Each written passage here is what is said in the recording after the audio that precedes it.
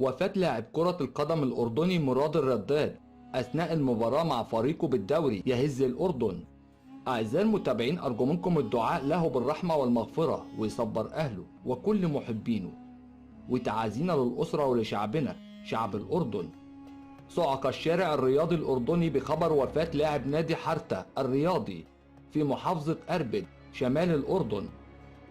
وفاة مراد الرداد عن عمر 26 عاما خلال لعب كرة القدم أثر نوبة قلبية حادة أدت لوفاته في الحال.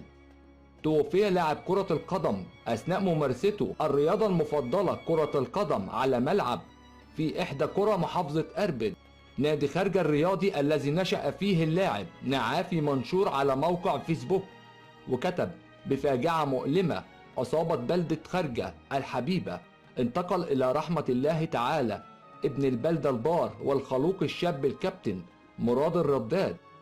أرجو منكم الدعاء له بالرحمة والمغفرة، فالمتوفي يحتاج منكم الدعاء.